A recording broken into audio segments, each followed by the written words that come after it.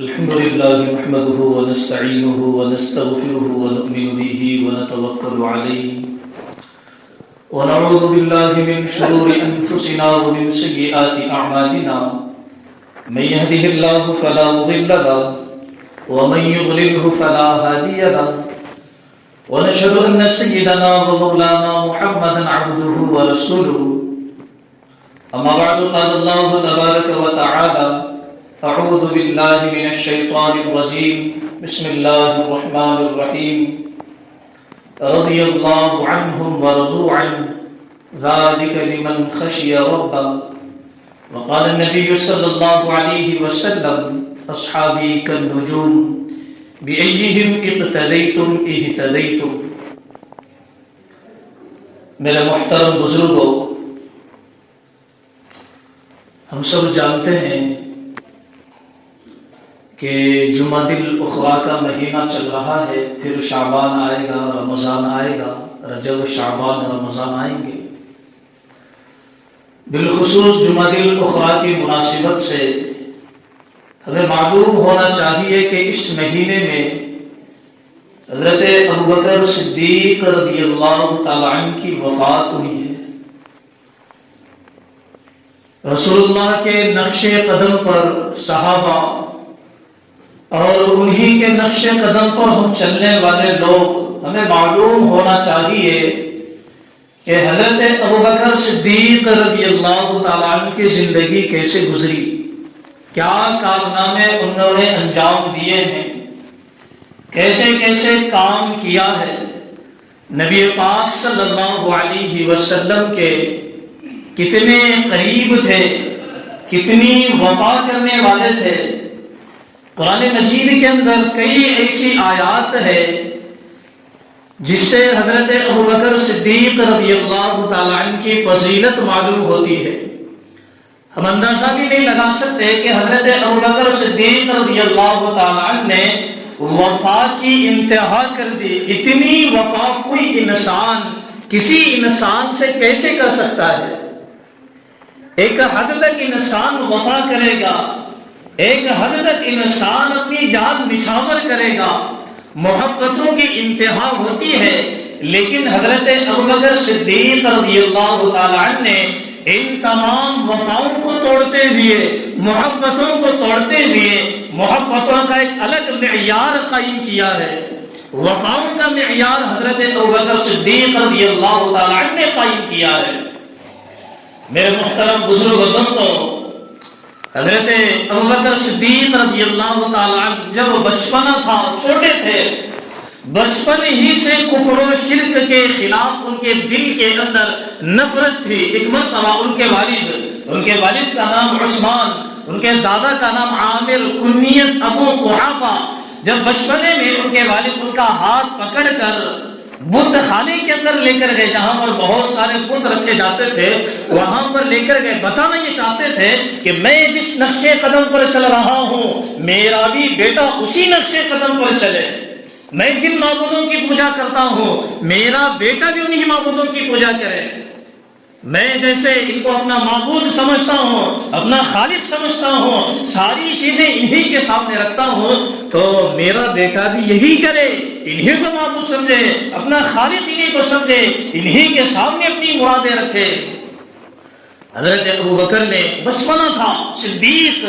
جو آگے چل کر بننے والے تھے، اپنے والد کا ہاتھ پکڑا، چلتے گئے. جب بت خانے کے اندر پہنچے تو ان کے والد عثمان اپنی عبادت کے اندر لگ گئے. اب حضرت ابوبکر دیکھنے لگے بتوں کی ڈالی. بچپن ہی سے دل کے اندر نفرتیں ہیں بتوں کے خلاف، دل کے اندر نفرتیں بچپن ہی سے پیدا ہو گئی. دیکھنے لگے، اب وہ کہنے لگے بت کے سامنے کھڑے ہو کر کہ مجھے بھوک لگی ہے، مجھے کھانا دو. کوئی جواب نہیں. کہنے لگے مجھے پیاس لگی ہے، مجھے پانی دو. آگے سے کوئی جواب نہیں. حضرت ابوبکر کہنے لگے کہ مجھے میرے جسم کے اوپر پرانے کپڑے ہیں، مجھے نئے کپڑے چاہیے، مجھے نئے کپڑے دے دو. آگے سے کوئی جواب نہیں آیا. حضرت ابوبکر نے پتھر لیا اور بت سے کہنے لگے کہ اب تو اپنا ڈیفنس کر، اپنے بچاؤ کا سامان دے، کیونکہ اب میں تجھے پتھر سے مارنے والا ہوں. پانی مانگا، پانی نہیں دیا، کھانا مانگا، کھانا نہیں دیا. کپڑے مانگے کپڑے نہیں دیا، اب میں پتھر سے مانگنے والا ہوں، تو اپنا ڈیفینس کر، کیا کرتا ہے اپنے آپ کا بچاؤ کا سامان تیار کر لے۔ حضرت ابوبکر کہہ کر پتھر سے ان کو اس بت کو مارا، وہ ٹکڑے ہو گیا۔ جب یہ آواز آئی ٹکڑے ہونے کی، ان کے والد جو عبادت کر رہے تھے گھبرا کر پلٹ کر دیکھا کہ حضرت ابوبکر نے بت کو توڑ دیا، پریشان ہو گئے، آنکھیں زرد ہو گئی، غصے کے اثرات نمایاں ہونے لگے، ہاتھ پکڑا اور پکڑتے پکڑتے گھر لے کر آئے۔ ام الخیر حضرت ابوبکر کی والدہ، نام ہے سلمہ اور ان کی کنیت ہے ام الخیر، ام الخیر کے نام سے ان کو جانتے تھے۔ لے کر گئے، کہنے لگے کہ تیرے بیٹے نے ایسا ایسا کیا، پتھر اٹھایا، بتوں کے ٹکڑے کر دیے اور میری آنکھیں زرد ہو گئی، اتنے غصے کے اندر میں اس کو لے کر آیا۔ تو ان کی والدہ بڑے ہی اطمینان کے ساتھ ان کو اپنے ہاتھ میں لیتی ہے، بڑے اطمینان کے ساتھ۔ ان کے والد عثمان کہتے ہیں کہ میری آنکھیں زرد ہو گئی، میں غصے کے اندر آ گیا، دل ملا گیا، میرے جسم کے اوپر غصے کے اثرات نمایاں ہو گئے، اور میں دیکھتا ہوں کہ تم اتنی پرسکون کیوں ہو، جبکہ اس نے معبودوں کی توہین کی ہے، ہمارے معبود کو اس نے توڑا ہے، تم اتنے پرسکون کیوں ہو؟ تو ام سلمہ کہتی ہے کیا میں تم کو وہ بات بتاؤں جو تم سننا نہیں چاہتے تھے؟ تو عثمان جو ابوبکر کے والد ہے، ابو قحافہ کہنے لگے کون سی بات ہے ذرا بتاؤ؟ تو وہ کہنے لگی کہ جب مجھے یہ ابوبکر میرا بیٹا جب پیدا ہوا تھا، آپ مکہ المکرمہ کے اندر نہیں تھے، آپ تجارتی سفر کے لیے گئے تھے، آپ کو جب خبر ملی آپ نے خوشیاں مناتے ہوئے واپسی کی، جب واپس آنے کے بعد میں نے آپ سے کہا کہ ایک فرشتہ مجھے ایسی ایسی باتیں کہہ رہا ہے کہ مجھے آوازیں سنائی دے رہی ہے، تو آپ نے کہا تھا عورتوں کو یہ جو آوازیں سنائی دیتی ہے یہ تو خیالی باتیں ہیں، آپ نے خیالی باتوں کا بہانہ کر کے میری باتوں کو نظر انداز کر دیا تھا، کیا میں وہ باتیں بتا دوں کہ فرشتہ کہنے لگا کہ یہ آگے چل کر بڑے بڑے کام کرے گا، آگے چل کر اس کے ساتھ ایسا ہوگا؟ تو ان کے والد ابوبکر کے والد ابو قحافہ کہنے لگے کہ ذرا بتاؤ تو وہ کیا باتیں تھی؟ تو ام سلمہ ام الخیر سلمہ کہنے لگی کہ ایک فرشتے نے مجھے آواز دی، کہنے لگا کہ میں تجھے تحقیقی بات بتاتا ہوں اور ایک ایسے لڑکے کی خوشخبری دیتا ہوں جو جہنم سے آزاد کردہ پیدا ہوا ہے، یہ جہنم سے بالکل آزاد ہے، ایک لڑکے کی خوشخبری ہے، دنیا تو دنیا بھی جانے گی، دنیا کے اندر جتنے خطے ہیں، جتنے گاؤں آباد ہوں گے یا جتنے لوگ آباد ہوں گے سارے ہی ابوبکر کو جانیں گے، اور آسمان میں فرشتے اس کو صدیق کے نام سے جانیں گے، آسمان میں فرشتے اس کو صدیق کے لفظ سے جانیں گے، صدیق کے نام سے ان کو جانیں گے، اور آگے چل کر یہ ولی محمد صلی اللہ علیہ وسلم صاحب و رفیق، آگے چل کر جب محمد عربی صلی اللہ علیہ وسلم آئیں گے تو یہ ان کا ساتھی اور مددگار بنے گا۔ میرے محترم بزرگ و دوستو،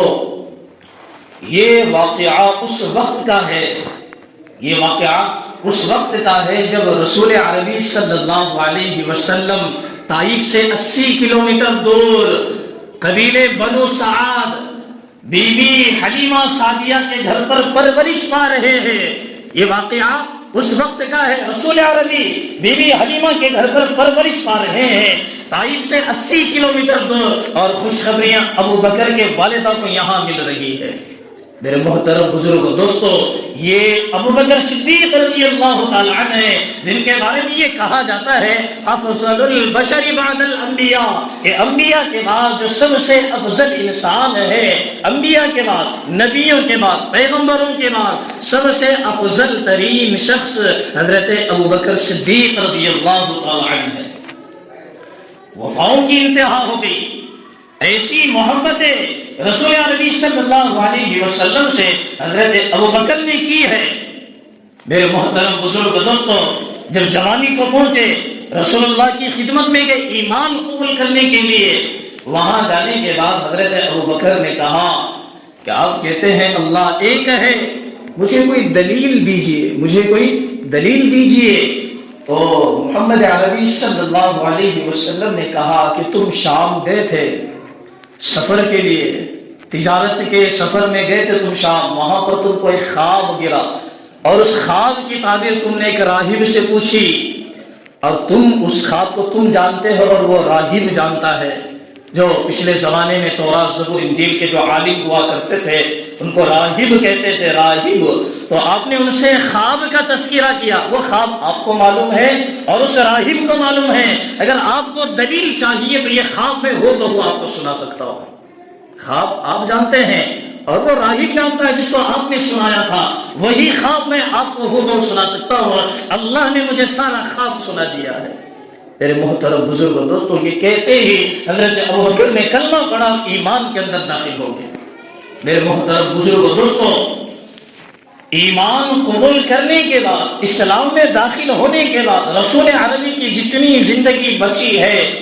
پوری زندگی کے اندر کبھی ایسا نہیں ہوا کہ رسول اللہ کو ابوبکر کی ضرورت ہو اور ابوبکر غائب ہو،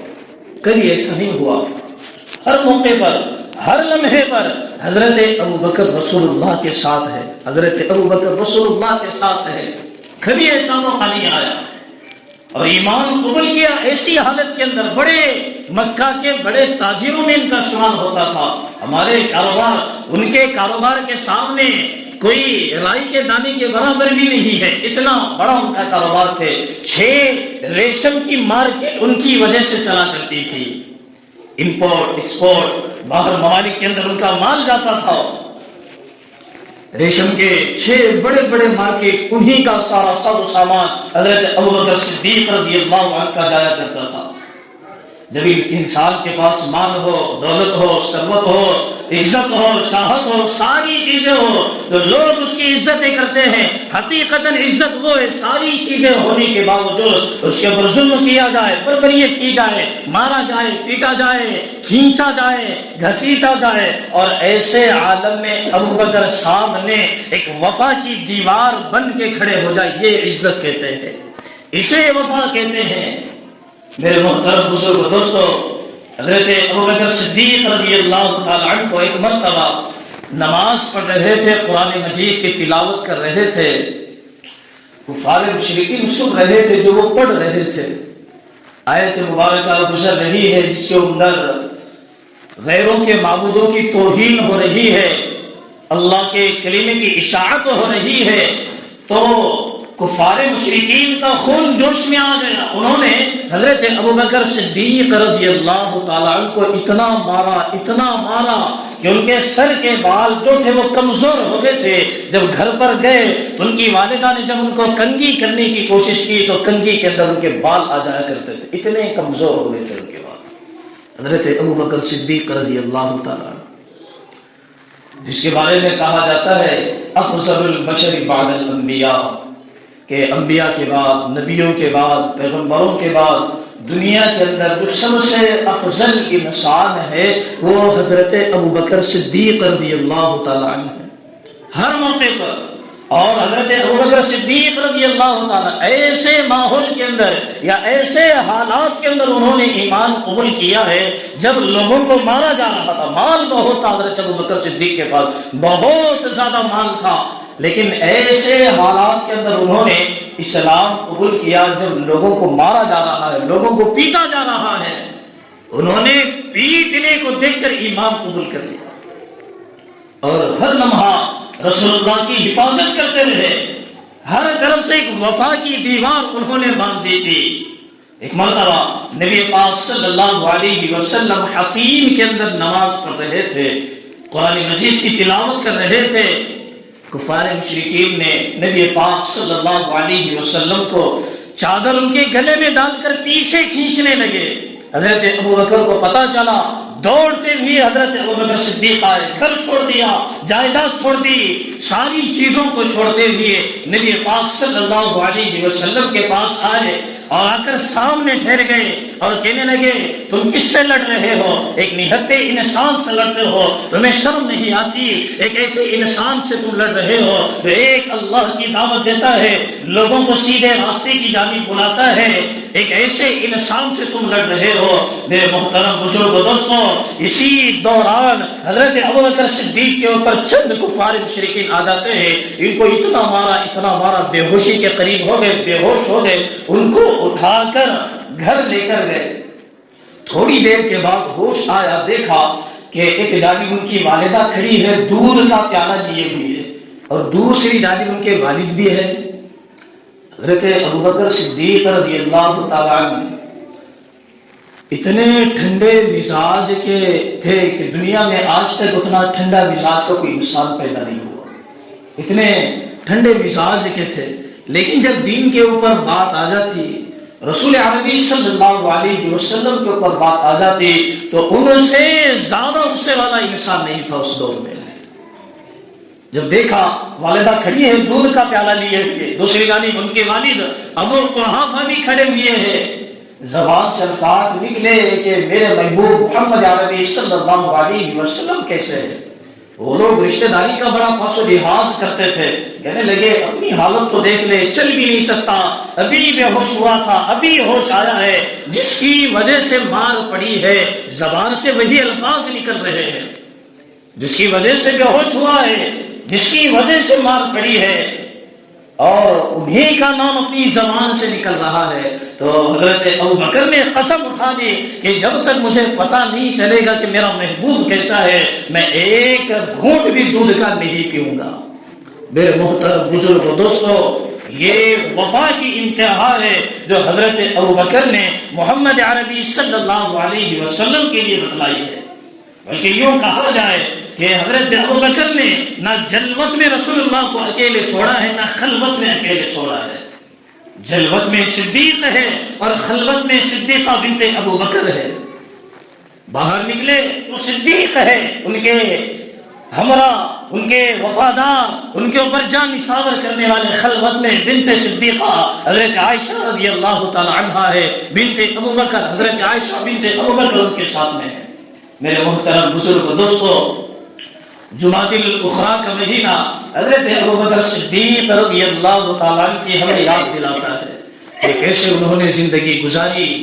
کیسے محمد عربی صلی اللہ علیہ وسلم کے ساتھ انہوں نے وفا کی ہے، کیسے رسول اللہ کی انہوں نے ہر لمحہ حفاظت کی ہے، ہر لمحہ رسول عربی کی حفاظت